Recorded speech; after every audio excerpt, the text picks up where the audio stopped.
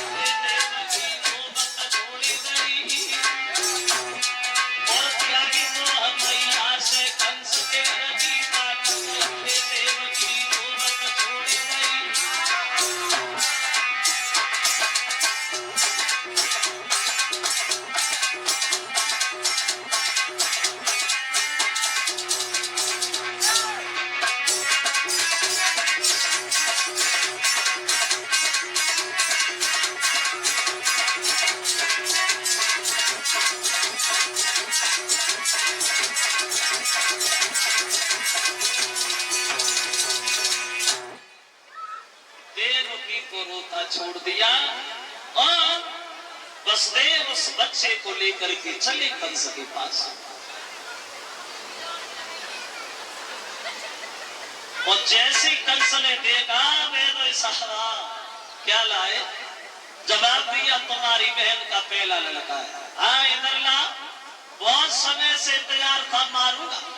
और जैसे ही कंस ने मारना चाहा तो अंदर आत्मा से आवाज आई, कंस से क्यों मार रहा है? अरे तेरा काल तो आत्मा है, वो ये पहला है, इसे के मारे से छोड़ दे। तो बोला बहनों साहब इसे आप ले जाओ, आत्मा हो उसे लाना, उसे मारेंगे। मेरी बहन से कहना कि तुम्हारे भैया ने छोड़ दिया, इसे ले जाओ, हम जान भी गए अब तुम हमारे साथ कोई धोखाबाजी नहीं करोगे, इसे ले जाओ।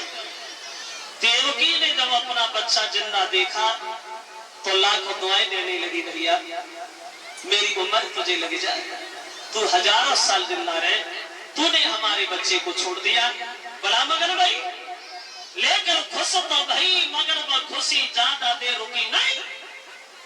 क्यों?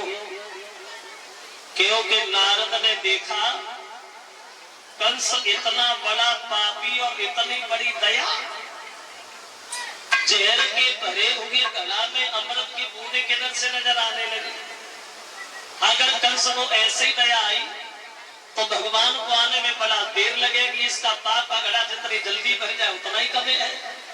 अब नारद कंस के दरबार में गए और जैसे कंस ने देखा बाबा जी वैसे हमें महात्मा से कुदरती घृणा है, बहुत से महात्मा हमने मरवा दिए, लेकिन तुम्हारा सम्मान करने के लिए तो बहुत अच्छे साधु हो, बैठो बाबा बैठो। तो नारद पूछने लगे कंस एक बात नहीं समझ पाई, हम क्या? भाई पहले जब हम तुम्हारे दरबार आते थे तो तुम हंसते रहते थे, मुस्कुराते रहते थे, लेकिन अब तो कमजोर भी बहुत हो गए हैं, कोई चिंता है? हाँ बाबा जी चिंता ही तो है, काय की? मरने की। मरने की? मरना चाहते हो? बोले नहीं बाबा, अरे मरना कौन चाहता है, मैं तो जिंदा रहना चाहता हूं। किसने कहा मरो? देवता ने। क्या कहा? मेरी बहन का आत्मा लड़का मेरा कहां होगा? तो हो गया, अरे आत्मा होगा मार दूंगा। किसी बच्चे ने जन्म लिया, हाँ मेरे से छोड़ दिया, क्यों? पहला दूसरी आत्मा मारूंगा। तो नारद जी बोले लगता है कंस तुम 8वें तक पहुंचोगे नहीं, तुम्हारी मौत आ गई। और जो कंस ने सुना मौत आ गई, कंस गद्दी से उछल पड़ा, बाबा जी आ गई, किधर से आ गई? बोले दिखाई नहीं देती है। कंस सुनो, तुमने ये कैसे सोच लिया ये देवकी का पहला ही लड़का था? अरे सोचो, अगर 8वां पहला बन के आ गया होगा, 8वां पहला बन जाए, पहला 8वां बन जाए, 5वां 6वां बन जाए, 6वां 7वां बन जाए, किसने देखा? ये तो अंदर की बात। कंस बोला बाबा जी तो इसका मतलब ये है कि देवकी का कोई बच्चा बचना नहीं चाहिए। नारद बोले हमने कब का मारो बताया, अगर फैसला तुम्हारे ऊपर, मारो या छोड़ो तुम जानो। कंस खुशी के मारे गद्दी से उछल पड़ा, बाबा जी आप तो तुमने बुद्धि की किवाड़ी खोल दी, वरना हम तो मर गए होते, इसलिए हम तुम्हारा सम्मान करते। तुम बहुत अच्छे साधु हो बाबा, सबका उद्धार चाहते, सबका। तो नारद हंसने लगे, कंसराज हम सबका उद्धार बाद में चाहते हैं, सबसे पहले तुम्हारा उद्धार चाहते हैं, लेकिन क्या करें बड़ा देर हो रही है। उठे वो चले गए, कंस भागा में, बच्चे को हमें दे दो।